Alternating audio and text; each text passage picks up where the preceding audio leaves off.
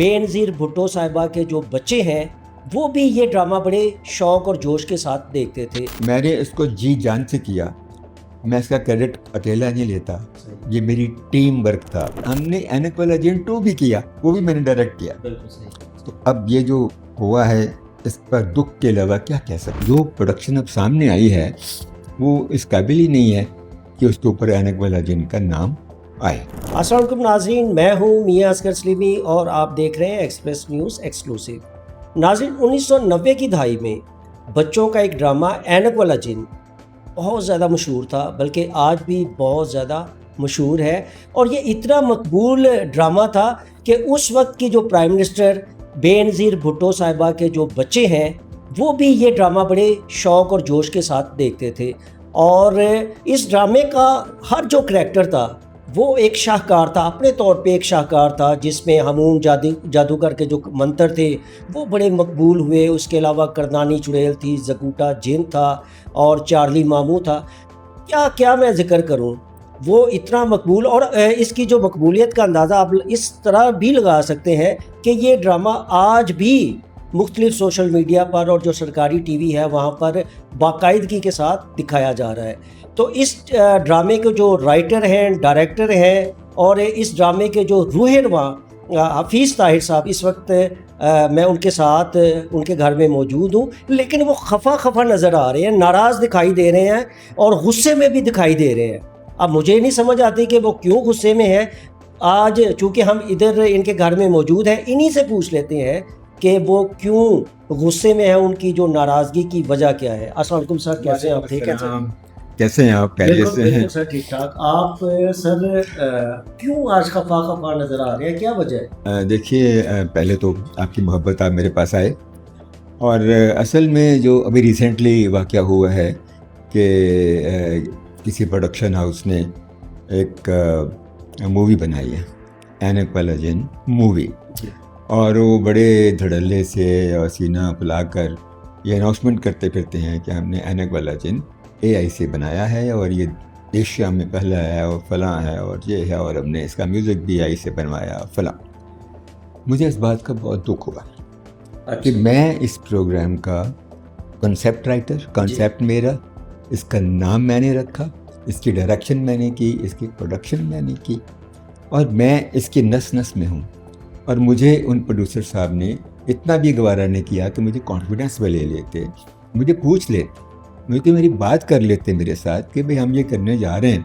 तो हो सकता है मैं उनको कोई बेहतर आइडियाज़ देता, लेकिन जो प्रोडक्शन अब सामने आई है वो इस काबिल ही नहीं है कि उसके ऊपर एनेक्वल एजेंट का नाम आए।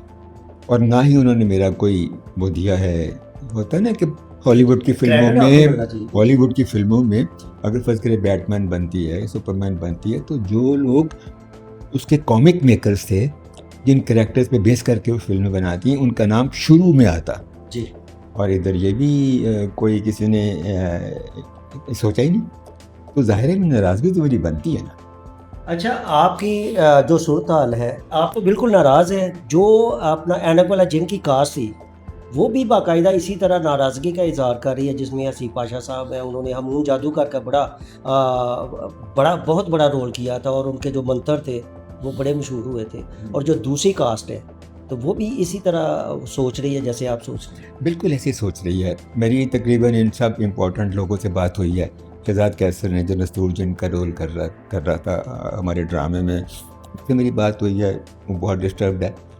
फिर हमून जादूगर से बात हुई है, हसीब पाशा से, वो इंतहाई डिस्टर्ब्ड है। चार्ली मामू जो है वो भी गुस्से में है। और जो हमारा इमरान था, जो बच्चा था, उसमें अब माशाल्लाह जवान हो गया और लंदन में होता है जी।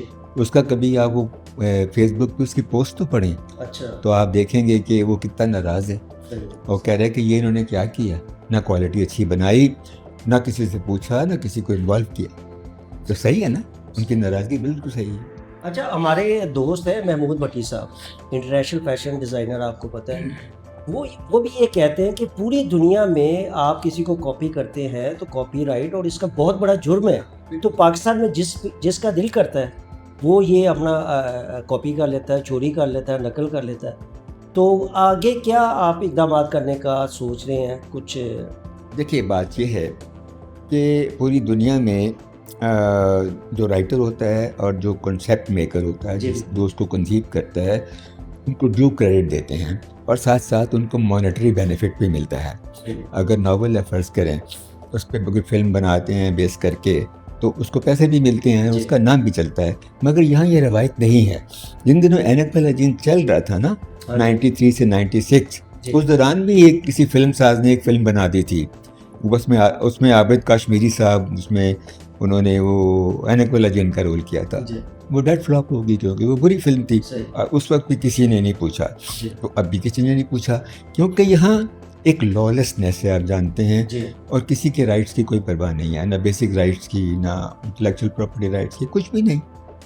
तो मैं समझता हूँ कि इसके ख़िलाफ़ कोई कदम ज़रूर उठाना चाहिए। मैंने लेटर लिखा है डायरेक्टर प्रोग्राम्स को, तो अभी उनका जवाब नहीं आया और मैं कोशिश करूँगा कि इस मामले को हल किया जाए और ज़रूरत पड़ी तो फिर अदालतें तो हैं ही।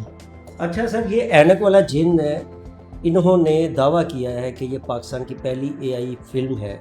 चंद दिन पहले इसका एक प्रीमियर शो भी हुआ था लाहौर में ही। तो अच्छा, आपने वो अगर फिल्म देखी है तो आया कि आप समझते हैं कि उसमें जो रोल अदा किए गए हैं उन्होंने अपना हक अदा किया है? जिस तरीके से आपके ड्रामे में हर अदाकार ने ऐसी एक्टिंग की कि अभी तक लोग याद रखते हैं। पता है बात क्या है जी, उसमें लाइव एक्शन नहीं है। अच्छा, वो तो एआई से बना हुआ है। जी बिल्कुल एनिमेशन भी नहीं है। एनिमेशन जो होती है ना वो फिर भी नियर टू लाइफ हो जाती है। सही। एआई को कमांड देनी होती है कि ये चीज़ बना दें, ठीक है, उसको कमांड देना भी एक मुश्किल काम है और बड़ी समझदारी का काम है। एआई से दुनिया में बहुत बहुत काम हो रहा है। लेकिन आप फिल्म तो छोड़ें, ट्रेलर क्या होता है? ट्रेलर में बेस्ट शॉट्स लगाए जाते हैं ना, उसका ट्रेलर ही इतना बुरा है। आप क्वालिटी चेक कर लें देख के। मुझे ज़्यादा दुख ये है कि अगर आप इतने बड़े आइकॉनिक प्ले को बनाने जा रहे हैं, फिल्म में डालने जा रहे हैं, तो क्वालिटी का ख्याल तो रखें। बिल्कुल सही। Poor quality, poor as possible. अच्छा सर, आपको प्राइड ऑफ परफॉर्मेंस भी मिला, चूँकि बच्चों का ड्रामा और आपकी सर्विसेज ये वगैरह। तो ये ड्रामा बनाने में आपका क्या क्या दाव पे लगा, कितनी मेहनत करना पड़ी, कुछ बताएंगे? बात यह है कि ये जो ड्रामा था ना, ये इसलिए मुश्किल था कि इससे पहले इसका कोई मॉडल नहीं था, यानी इस तरह की कोई चीज़ नहीं हुई थी कि आप जिन आता है और उसकी नज़र कमज़ोर होती है, वो आता है ऐनक लगवाने, यहाँ में लोगों में रहता है, और इस तरह हम फैंटेसी और ह्यूमन लाइफ को मिलाकर हमने ये एक इम्तजाज बनाया। फिर उसमें जादूगर आ गए, चुड़ैलें आ गई, खलाई मखलूक आ गई, इस तरह की चीज़ें। फिर वो कोकाफ की चीज़ें, उमर यार आ गया, बिलबतौड़ी आ गई, कन्नाने चुड़ैल आ गई। तो ये सारी चीज़ें क्रिएट की गई। ए हमीद साहब ने इसको बड़ा खूबसूरत लिखा, अल्लाह उन्हें जन्नत नसीब करे, इस दुनिया में नहीं है। तो मैंने इसको जी जान से किया। मैं इसका क्रेडिट अकेला नहीं लेता, ये मेरी टीम वर्क था। मेरी अपनी मेहनत, मेरी अपनी क्रिएटिविटी, मेरे कैमरामैनों की, मेरे इंजीनियर्स की, और आई मीन जो लोग भी इसमें इन्वॉल्व थे, और एक्टरों की तो क्या बात है, उन्होंने इतना अच्छा परफॉर्म किया और अपने रोल के अंदर डूब के उन्होंने ये सारा काम किया। और पाकिस्तान टेलीविज़न की बड़ी नवाजिश के उन्होंने मुझे मौका दिया, मेरे इस आइडिया को अप्रूव किया, और 3 साल तक हमने इसको किया जी। और उसके बाद हमने ऐनक वाला जीन 2 भी किया, वो भी मैंने डायरेक्ट किया। तो अब ये जो हुआ है इस पर दुख के अलावा क्या कह सकते हैं। अच्छा सर, जो ऐनक वाला जिन है, इसके जो मंत्र थे वो बड़े मशहूर हुए थे, डायलॉग बहुत ज़्यादा मशहूर हुए थे। वो ए हमीद साहब लिखते थे या ये आपकी कुछ मशावरत होती थी या टीम की मशावरत होती थी कि ये ऐसे कर लेना चाहिए? ये बड़ा इंटरेस्टिंग सवाल है। बात यह है कि ए हमीद साहब जो स्क्रिप्ट लिखते थे ना जी, वो ऐसे ही 13-14 मिनट का होता था। अच्छा 25 मिनट का हम बनाते थे जी। कुछ मेरी इनपुट, डायलॉग्स की इनपुट, कैरेक्टर्स की इनपुट, कुछ मेरे एक्टरों की इनपुट। मतलब एक्टरों को मैंने कहा हुआ था कि आप इम्प्रोवाइज़ करें अपनी मर्ज़ी से, हंसी पाशा जैसे। मैं कहता था अच्छा ये कैरेक्टर है, ये सीन है, एक मंत्र सोचो। इस तरह मैं शहजाद से कहता था, जो नसूर बना था, कि ये करो, और चार्ली मामू अलबत्ता पूरा लिखा जाता था। मगर उसमें वो उसने चीज़ें बनाई और की कि वो केले डबो डबो कर खाऊंगा, और ये सारा, और बिल बतौड़ी भी बहुत इम्प्रोवाइज़ करती थी। तो ये एक कंबाइंड एफर्ट थी जिसने इतनी कामयाबी हासिल की।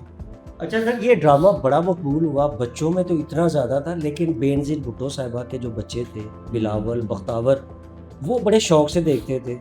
कुछ यादें, कुछ बातें होंगी इस हवाले से? देखिए, उसमें ये है कि ये हम तक भी ये खबर ही पहुंची है कि इस तरह था और उसको शौक से देखते थे। और मैंने उसी ज़माने में ये भी सुना था कि एक दफ़ा ये बंद होने लगा था, जी। तो बिलावल ने कहा था कि इसको आगे चलने दें। अब इसकी ऑथेंटिसिटी का मुझे नहीं पता, लेकिन ये खबर मुझ तक ज़रूर पहुंची है एंड आई लव इट कि इस लेवल के लोग, जिसने अब किसी दिन बिलावल ने प्राइम मिनिस्टर भी होना है, तो उसको ये ड्रामा पसंद था, तो ये हमारा क्रेडिट तो है ना। अच्छा सर, जो बेनज़ीर भुट्टो साहिबा के बच्चे आइडियलाइज इस ड्रामे को करते थे, कभी बिलावल से मुलाकात हुई हो, बख्तावर से या बेनज़ीर भुट्टो साहिबा से हुई हो कभी? लेकिन इनसे तो नहीं हुई, लेकिन जिस शख्सियत ने मेरे इस ड्रामे का थिएटर शो देखा, जो मैंने ही डायरेक्ट किया था, जी। उसका अगर नाम बताऊं तो आपको हैरत हो। जी। Princess Diana. अच्छा। यस। जब प्रिंसेस डियाना पाकिस्तान आई जी। शौकत खानम की फंड रेजिंग के लिए, जी। तो हमें शौकत खानम के ऑफिस से फ़ोन आया खान साहब का कि एक ड्रामा बनाएं 10 मिनट का, जी। जिसमें करैक्टर आपके हों और मैसेज हमारा। सही। हमने तैयार किया, रिहर्सल की, जाके परफॉर्म किया थिएटर स्टेज, और देखने वालों में जमाइमा खान, इमरान खान और प्रिंसेस डियाना। अच्छा। अच्छा। ये हमारा इतनी, इससे बड़ा क्रेडिट मैं क्या बताऊं कि किन लोगों ने इसे देखा। अच्छा, एक और क्रेडिट है, असीफ पाशा साहब ऐसे अक्सर कहते हैं कि जब ये किस्त तैयार होती थी एनक वाले जिन की, एक दिन पहले पहुंच जाती थी प्राइम मिनिस्टर हाउस में, कुछ ऐसा है? अच्छा, ये मैंने सुना है, अच्छा। इसकी कंफर्मेशन नहीं है। सही है। अगर ऐसी बात पूरी दुनिया में फैली है तो पीछे कोई बात होगी ज़रूर, हो सकता है ऐसा ही होता हो। अच्छा सर, ये अभी तक पहला और आखिरी बच्चों के लिए एंटरटेनमेंट का वो ड्रामा था सर, तो आप नहीं समझते कि इस तरीके से तसलसल के साथ चलना चाहिए, ताकि जो बच्चे हैं जो अपना मोबाइल पे बैठ के, सोशल मीडिया पे बैठ के अपना वक्त ज़ाया करते हैं, इस तरीके से तफरीह होनी चाहिए ताकि वो एक तो उनको मैसेज भी मिलता रहे और दूसरा अपना इस तरह की तफरीह भी उनको मिलती रही। आप नहीं समझते इस तरह के प्रोग्राम तसलसल के साथ चलने चाहिए? देखिए, बच्चों के लिए मैंने एनक वाला जिन के अलावा भी काफ़ी काम किया है। अच्छा। हाँ जी, मैंने उनके लिए एक सीरियल की अनोखे लोग, जी। एक मैंने सीरियल की अब क्या होगा, अच्छा। एक सीरियल मैंने की खुफिया जजीरा, एक सीरियल मैंने की तलाश, बिल्कुल। और स्पेशल प्लेस भी किए 14 अगस्त के लिए इस तरह, और बच्चों का म्यूज़िक भी किया, दोस्त हमारे, जिस पे मुझे मेरी नॉमिनेशन भी हुई। तो इस तरह सब लोगों को करना चाहिए, मगर हमारे यहाँ एक वहम है कि बच्चों के प्रोग्राम पैसा नहीं कमाते। सही। एनक वाला जिन ने करोड़ों रुपया कमा कर दिए और अभी तक यूट्यूब के ज़रिए कमा के दे रहा है। अच्छा। मकसद ये है कि आपके बिल होने चाहिए कि बच्चों के लिए काम करना ज़रूरी है। हम सब कहते हैं जी बच्चे जो हैं वो हमारा मुस्तकबिल है। अरे, तो मुस्तकबिल के लिए हो क्या रहा है? जी। Nothing is being done. सही। तो बच्चों के लिए ऐसे प्रोग्राम होने चाहिए ताकि वो सोशल मीडिया से यूं बाहर निकल के उन प्रोग्रामों को देखें। अच्छा सर, वापस आते हैं ऐनक वाला जिन फिल्म। अगर उनकी जो टीम है आपसे कोई रब्ता करके एक्सक्यूज़ करती है या कोई अपना कोई अगर नहीं रब्ता करती, तो फिर ऐसी सूरत में आप क्या करेंगे? अदालत में जाएंगे या क्या आपने सोच रखा है? देखिए, बात ये है, इसमें रास्ता तो सीधा है। मैंने फ़ोन किया था उसके प्रोड्यूसर को जी। प्रीमियर से पहले। जी। मैंने कहा था ये आपने क्या किया? सही। वो कहने लगा नहीं, हमने आखिर में आपका नाम दिया है और हम आपको प्रीमियर पे बुलाएंगे। अच्छा। But he couldn't dare to, उसने मुझे नहीं बुलाया, सही। उसमें हिम्मत ही नहीं थी बुलाने की। बिल्कुल। मैं वहाँ जाता तो पता नहीं क्या बात होती या मैं क्या कहता। इस तरह वो, और ज़ाहिर है मैं अपने हक़ के लिए बात करता, तो वो उसने मुझे नहीं बुलाया।